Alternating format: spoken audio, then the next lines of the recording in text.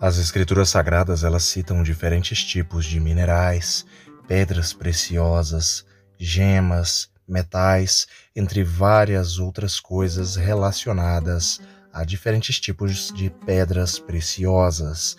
E neste vídeo eu estarei mostrando para todos vocês algumas passagens nas escrituras sagradas sobre tais pedras preciosas. Falarei em detalhes sobre cada uma delas e também falarei a respeito de seus significados para cada região, nacionalidade nas escrituras sagradas. Por isso eu peço que deixe o seu like e também os seus comentários se você tem curiosidade sobre as pedras preciosas na Bíblia.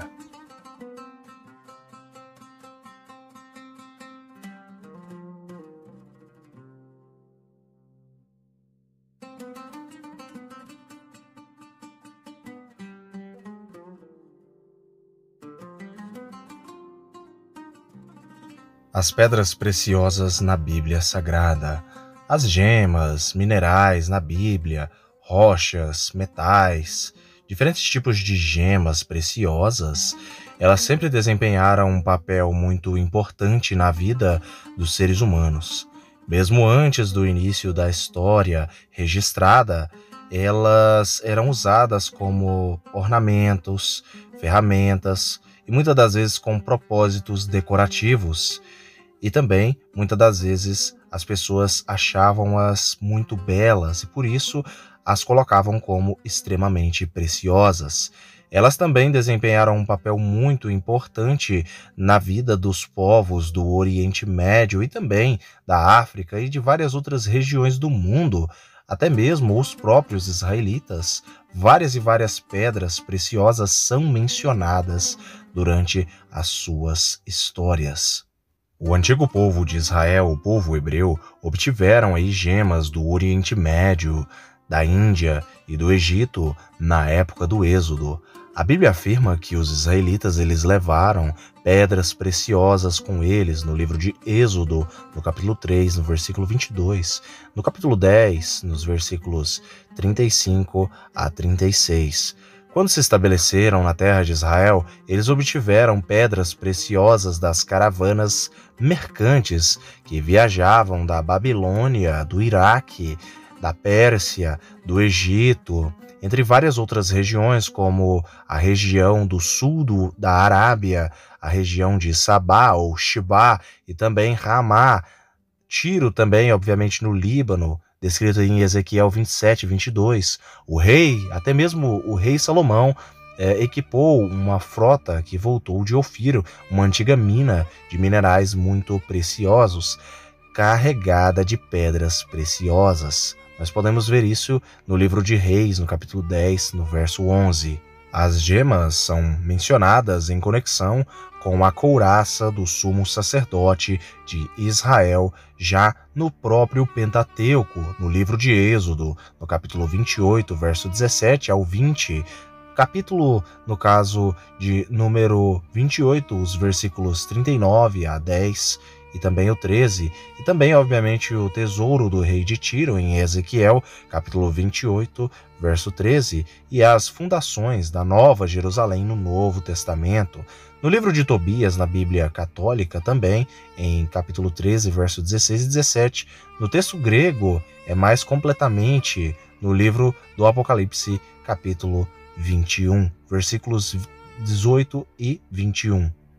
As joias da Nova Jerusalém são descritas em Apocalipse, capítulo 21, verso 18 ao 21. Versículo 18, e a construção do seu muro era jaspe, e a cidade de ouro puro, semelhante ao vidro puro. E os fundamentos do muro da cidade estavam adornados de toda pedra preciosa. O primeiro fundamento era jaspe, o segundo safira, o terceiro calcedônia e o quarto esmeralda, o quinto sardônica e o sexto sárdio, o sétimo crisólito e o oitavo berilo, o nono topázio e o décimo crisprásil, e um décimo jacinto, o duodécimo ametista. E as 12 portas eram 12 pérolas, cada uma das portas era uma pérola, e a praça da cidade era de ouro puro, como o vidro transparente. Desde o Antigo Testamento, o sumo sacerdote carregava consigo em seu peitoral 12 pedras que representavam as 12 tribos de Israel. E as 12 pedras do peitoral e as 2 pedras dos ornamentos dos ombros foram consideradas pelos israelitas como as mais preciosas. Tanto o livro de Ezequiel e o livro do Apocalipse são padronizados segundo o modelo do racional e ainda aludem às 12 tribos de Israel. Na época da tradução da Septuaginta, a Bíblia em versão grega, as pedras às quais os nomes hebraicos e aramaicos se aplicavam não podiam mais ser identificadas e os tradutores usaram várias palavras gregas. Joséfo afirmou que tinha visto as pedras reais. Os antigos não classificavam suas gemas analisando sua composição e formas cristalinas. Os nomes, na verdade, eram dados de acordo com a sua cor, o seu uso ou simplesmente pelo seu país de origem. Se a pedra fosse da Pérsia, teria um nome de alguma província da Pérsia e assim em diante. Portanto, pedras da mesma ou quase da mesma cor ou de cores diferentes ou de composições ali, até mesmo diferentes, de formas cristalinas diferentes, têm os nomes idênticos, ou seja, os mesmos nomes, ou simplesmente nomes parecidos. Outro problema é a nomenclatura. Nomes tendo mudado ao longo do tempo, assim a antiga crisólita é topázio e safira é lazuli, entre vários outros exemplos. No entanto, nós sabemos aí que a maioria das pedras eram preciosas no Antigo Egito, na Assíria, na Babilônia, entre várias outras regiões do mundo afora. A Bíblia, no Antigo e no Novo Testamento, ela menciona diferentes tipos de pedras preciosas, e essas pedras preciosas, elas são descritas no Antigo e no Novo Testamento. Uma série de pedras preciosas são mencionadas nas Escrituras Sagradas, particularmente, inclusive, no Antigo Testamento e no Novo Testamento, no caso, no livro de Apocalipse. Muito tem sido escrito sobre a identificação precisa dessas pedras, embora em grande parte seja mais especulativo. Algumas das pedras mais citadas nas Escrituras Sagradas são, por exemplo, a pedra preciosa de Ágata, em hebraico Shibu ou Shibá, em latim é descrito como achates, e muitas das vezes esta é a segunda pedra da terceira linha do racional, onde provavelmente representava a tribo de Asher, né, ou Aser, ali no peitoral do sumo sacerdote.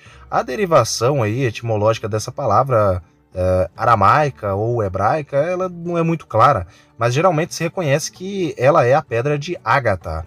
A derivação hebraica seria ali, obviamente, de Shibá ou Shibu, e basicamente alguns dizem que teria o significado ali de sábio, chama, entre vários outros significados, e estava, obviamente, relacionada ao reino de Sabá, no sul da Arábia, ou até mesmo na Etiópia, mas é mais preciso no sul da Arábia, no que hoje é o Iêmen, por conta das várias caravanas aí, as minas de Ofir, mas isso é um tema para outro vídeo, as minas de Ofir.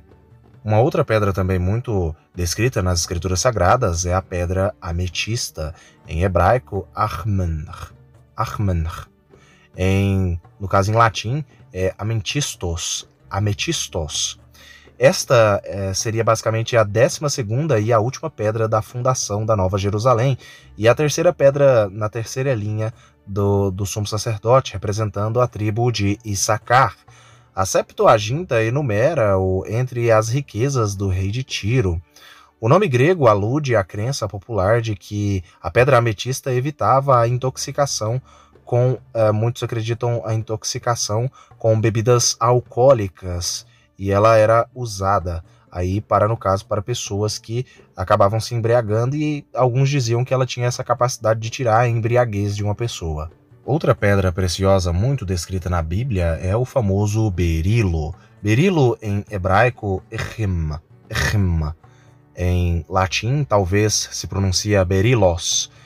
O berilo ele ocupa o terceiro lugar na segunda linha ali no peitoral do sumo sacerdote, e era entendido como representando a tribo de Naftali, Outra pedra muito citada na Bíblia é o carbúnculo, uma pedra muito preciosa. O carbúnculo em hebraico é nopek, em grego antras. Ela é descrita no livro de Ezequiel e ela era a primeira pedra da segunda linha do peitoral aí e representava a tribo de Judá, sendo também a oitava pedra mencionada nas riquezas do rei de Tiro. Uma pedra muito bela também citada nas escrituras sagradas é a pedra de esmeralda. A esmeralda em hebraico berkem, em grego smaragdos, em latim smaragdus. A esmeralda é a terceira pedra do peitoral do sumo sacerdote, representando a tribo de Levi, e é a nona pedra descrita em Ezequiel. É a quarta pedra da fundação de Jerusalém, da Jerusalém Celestial. Essas são algumas das pedras preciosas mais citadas nos textos sagrados do Antigo e do Novo Testamento. Obviamente existem várias e várias outras pedras preciosas, mas eu resolvi trazer algumas delas para todos vocês. Eu espero que todos tenham gostado do vídeo. Deixem os seus likes e também os seus comentários aí sobre cada uma destas pedras. Dito isso, fiquem todos com Elohim e até o próximo vídeo do canal Mistérios de Elohim.